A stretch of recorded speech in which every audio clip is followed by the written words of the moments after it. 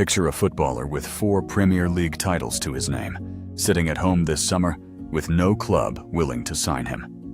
That is Raheem Sterling in July 2026. A free agent at just 31, valued at a fraction of what clubs once paid for him. How does the most expensive English footballer of his generation end up with nowhere to go? To understand the fall, you first have to understand what came before it. And that story doesn't start on a football pitch. It starts on the streets of London.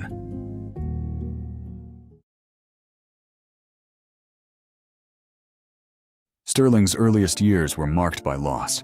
His father was murdered in Jamaica when Raheem was only 2. At 5, he left Kingston behind to join his mother, Nadine, in London, settling in Neasden, in the shadow of Wembley Stadium. He would later remember looking up as the famous arch was being built, hoping one day to play underneath it. That dream took shape in the tight cages and narrow streets near his new home, playing for a grassroots club called Alpha and Omega.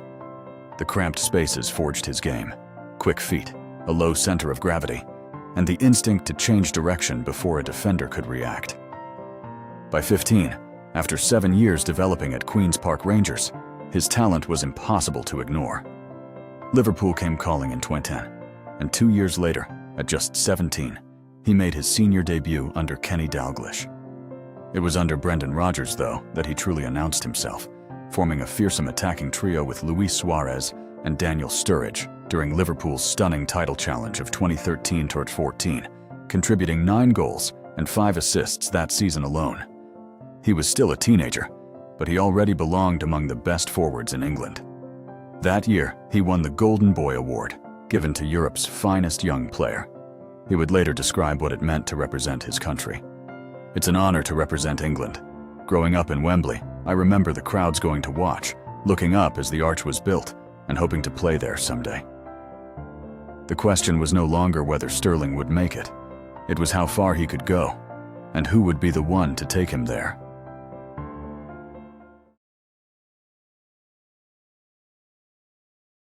The exit from Liverpool was not clean.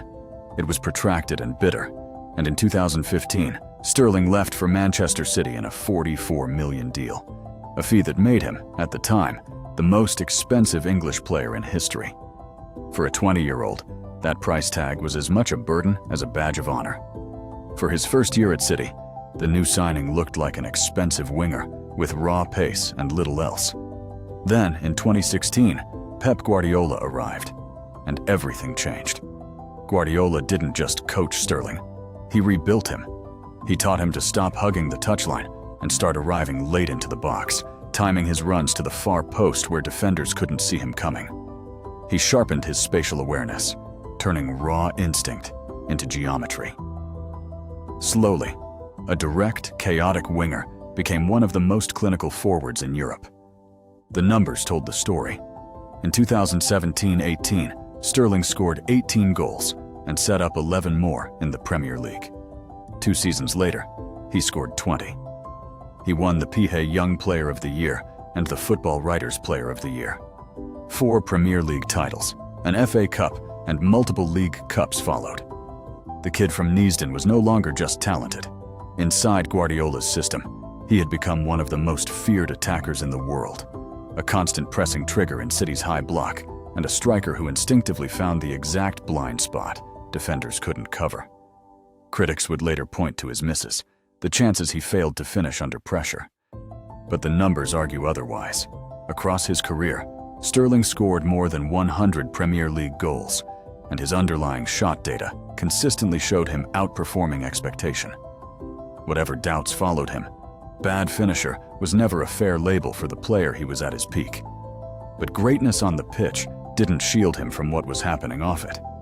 Even as he climbed to the top of English football, Sterling was fighting a very different battle, one being waged in newspaper headlines.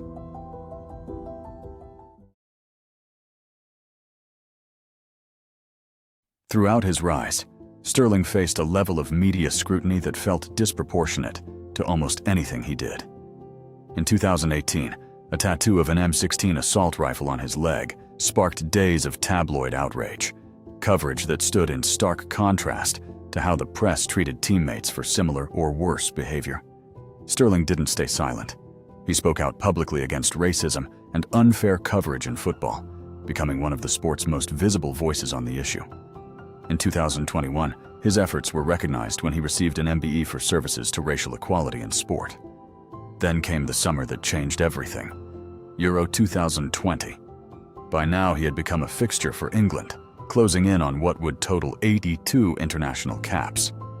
As the team's talisman under Gareth Southgate, Sterling was suddenly not just a brilliant club player, but a national symbol. He scored 3 crucial goals and helped drag England to their first major final in 55 years. The boy who once looked up at the Wembley arch from his bedroom window was now the reason the whole country was looking toward Wembley, hoping. For a moment, everything Sterling had fought for, on the pitch and off it, seemed to align. He was no longer a target.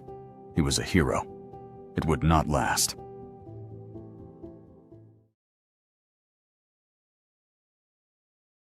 By the 2021 and 2022 seasons, something had quietly shifted at City. Guardiola's team was evolving towards slower, more controlled possession, built around players like Jack Grealish and Riyad Mahrez.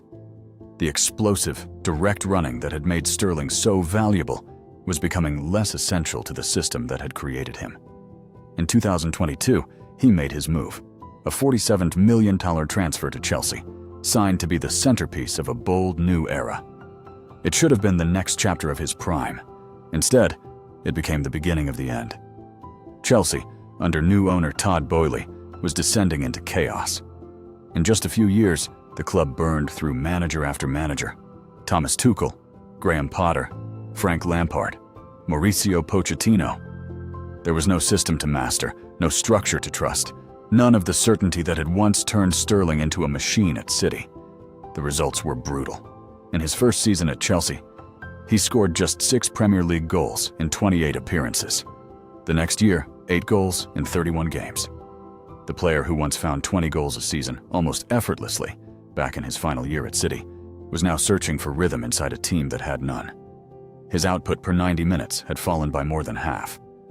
Off the pitch, the England shirt he had worn with such pride at Euro 2020 slipped away too, as he was dropped from the national setup following the 2022 World Cup. The most expensive project at Chelsea was quietly becoming its most visible failure, and the fall was only getting started.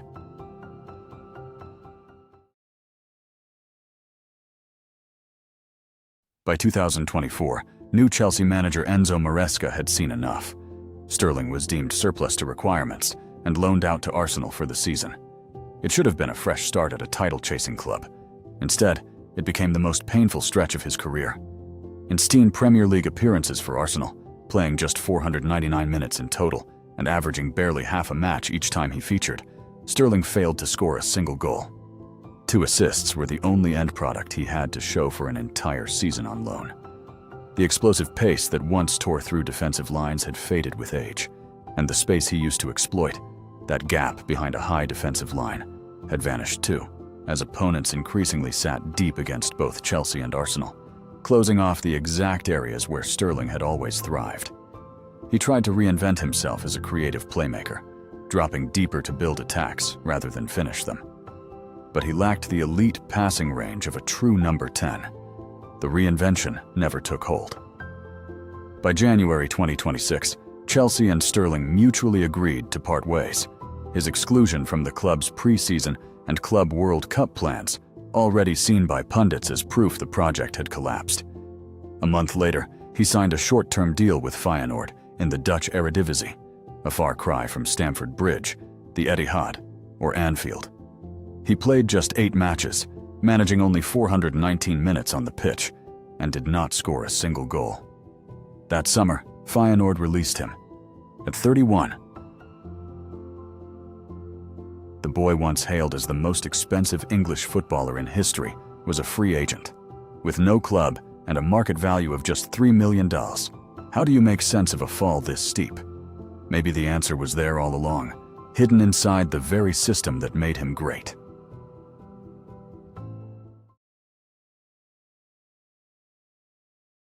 So what actually happened to Raheem Sterling? The clearest answer lies in a single number, The moment he left Manchester City, his goals and assists per 90 minutes were cut in half.